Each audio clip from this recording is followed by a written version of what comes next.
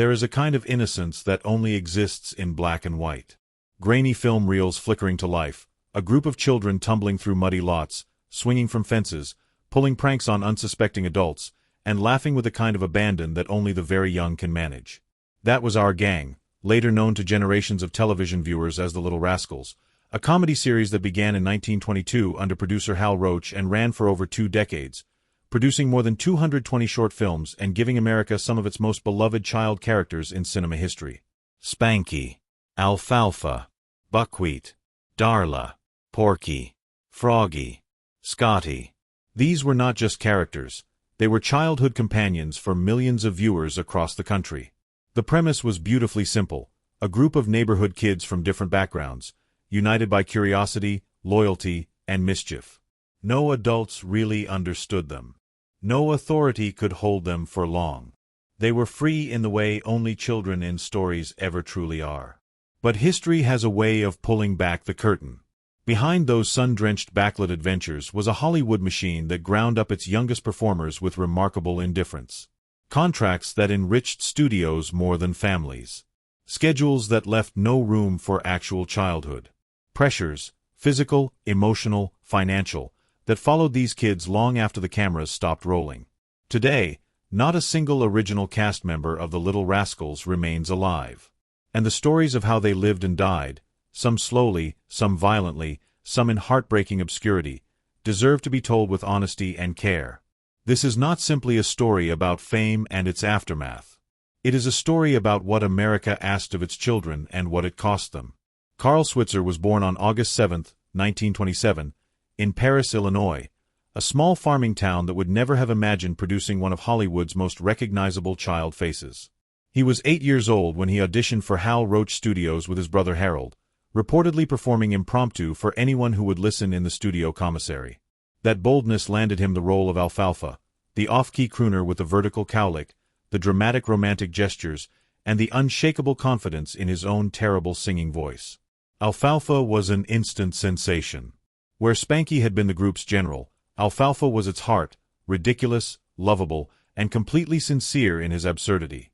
His pursuit of Darla Hood became the romantic through-line of the series' most popular years, and his singing performances, deliberately awful and played completely straight, gave the shorts a comedic texture that audiences adored. By the late 1930s, Alfalfa had, by some measures, surpassed even Spanky in audience popularity. What followed that peak was a long, difficult descent. Switzer spent his young adulthood bouncing between small film roles, none of which allowed him to escape the shadow of Alfalfa. He married Diana Collingwood in 1954 after a brief courtship, a union that gave him a son but collapsed into divorce by 1957. To make ends meet, he trained hunting dogs, worked as a guide for celebrity hunting trips, and took whatever odd labor came his way. The contrast between the gleaming child star of the 1930s and the struggling laborer of the 1950s was stark and painful. His final days were defined by a dispute over money, specifically, a debt of approximately $50 connected to a hunting dog. On January 21, 1959, Switzer confronted Moses "Bud" Stilts at his home in Mission Hills, California. An argument erupted. A struggle followed. Stilts fired a .38 revolver, and the bullet struck Switzer in the groin, severing a major artery. He was pronounced dead at the hospital later that evening. He was 31 years old. The shooting was ruled self-defense, though multiple witnesses disputed that finding. Carl Switzer, the boy who had made millions of Americans laugh with his caterwauling serenade, was buried at Hollywood Forever Cemetery. He left behind virtually nothing in financial terms. What he left behind in cultural memory, however, proved considerably more durable. George McFarland was 3 years old when he was cast as Spanky, an almost unimaginable age to begin a professional film career. Born October 2, 1928, in Dallas, Texas, he stepped in front of Hal Roach's cameras and immediately commanded them. Spanky was the de facto leader of the gang. Bossy, clever, occasionally scheming, but fundamentally warm. The character's emotional range was broader than the other kids, and McFarland delivered it with an instinctive authority that experienced adult actors might have envied. The trouble with becoming iconic at 3 years old is that the world never quite allows you to become anything else. McFarland spent his adult years navigating the complicated emotional terrain of a man who peaked before he was old enough to understand what peaking meant. He worked in sales, appeared at nostalgia conventions, and gave interviews in which he spoke warmly about the Our Gang days. But people who knew him personally described a man who sometimes felt imprisoned by the role that had made him famous. He married twice, had 3 children, and built a quieter life in Texas far from Hollywood's machinery.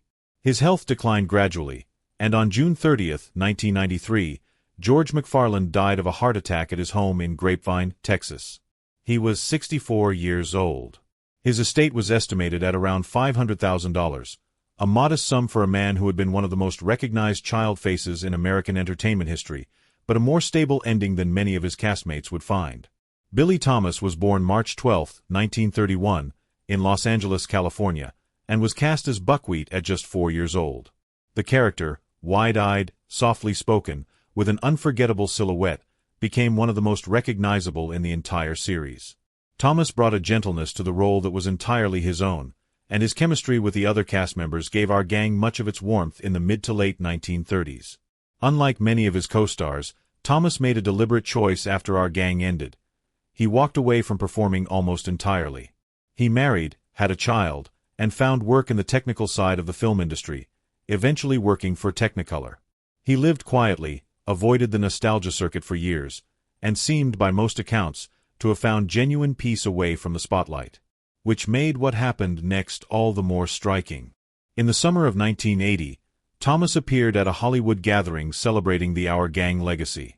When he was recognized by the audience, the crowd rose to its feet. The standing ovation moved him visibly. Witnesses recalled that he was brought nearly to tears by the warmth of the reception. 10 weeks later, on October 10, 1980, Billy Thomas died of a heart attack at his Los Angeles home. He was 49 years old. He was buried at Englewood Park Cemetery in Inglewood, California.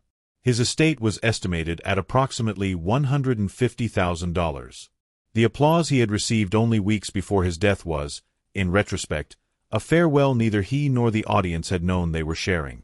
Matthew Beard was born January 1, 1925, near Los Angeles, California, and joined Our Gang at approximately 5 years old, playing Stymie, a smooth, quick-witted kid whose oversized derby hat became one of the series' most enduring visual signatures.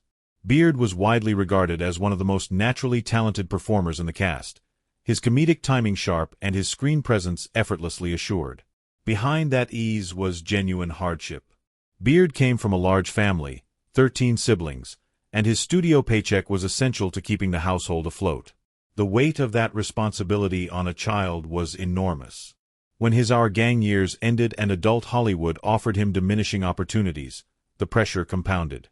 Beard fell into addiction during his teenage years, beginning with marijuana and escalating into severe heroin dependency. He was arrested multiple times for theft to fund his habit. His years of street life and incarceration represented one of the most dramatic falls in the history of child stardom. The recovery, when it came, was hard and genuine. Beard entered Synanon, a controversial but in his case effective rehabilitation program in Los Angeles, and broke his addiction after years of struggle. He rebuilt his career incrementally, appearing in episodes of Sanford & Son, Good Times, and other television productions. He was cast in the Buddy Holly story in 1978, a role that reminded audiences of his considerable natural talent. Then, on January 3, 1981, just 2 days after his 56th birthday, Beard suffered a stroke, fell down a staircase, and sustained severe head injuries. He died on January 8, 1981, from pneumonia complications. He was buried at Evergreen Cemetery in Los Angeles, and by the accounts of those who knew him, the legendary derby hat was placed beside him. His estate was estimated at around $300,000. Modest, but a measure of how far he had traveled back from the lowest points of his life. Darla Hood was born November 8, 1931, in Lehigh, Oklahoma, and discovered almost accidentally. A talent scout heard her singing at a New York restaurant when she was 3 years old and arranged a screen test for Hal Roach Studios. She joined Our Gang at 4, playing Darla, the series' central female figure. Pretty, confident, able to sing, and perpetually the object of Alfalfa's operatic devotion. Darla's chemistry with Carl Switzer was genuine and playful, and their on-screen relationship gave the mid-period shorts an emotional anchor. She was, by any measure, one of the most talented child performers in the series. She also carried, for her entire adult life, the particular burden that Hollywood places on girls who are first famous for being adorable. Darla married twice, had 3 children, continued performing in nightclubs and television, and worked hard to maintain a career and a public image that matched the expectations audiences had formed in the 1930s. People close to her described a woman who was deeply anxious about appearance, about weight, about the passage of time in a culture that had loved her specifically for her youth. In June 1979, while actively preparing for a Little Rascals reunion, Darla Hood underwent what should have been a routine appendectomy at a hospital in the San Fernando Valley. She died on June 13, 1979, at 47 years old. The official cause of death was heart failure following hepatitis contracted from a contaminated blood transfusion during the operation. A routine surgery had turned fatal through a chain of events as unexpected as they were devastating. Her funeral was attended by family, friends, and surviving Our Gang cast members. Her estate was estimated at approximately $500,000. She was buried quietly, far from the grand send-off that the sweetheart of Our Gang might once have expected. Norman Chaney was born October 18, 1914, in Cambridge, Maryland, and was 14 years old when he joined Our Gang as Chubby, an older entry point than most of his co-stars. His character was defined almost entirely by his physical appearance, a heavy-set boy whose slow-burn frustration and comic timing gave the early Sound-era shorts a particular texture. He was funny, genuinely so, but the humor came at a price. Chaney's weight was not simply a character choice. It was a medical reality connected to a glandular condition that caused him to gain weight regardless of diet or activity level. He eventually reached over 300 pounds while standing under 5 feet tall. The studio, by multiple historical accounts, was content to let the image persist as long as it served the screen. Treatment, when it finally came at Johns Hopkins Hospital in 1935, caused his weight to drop precipitously, from over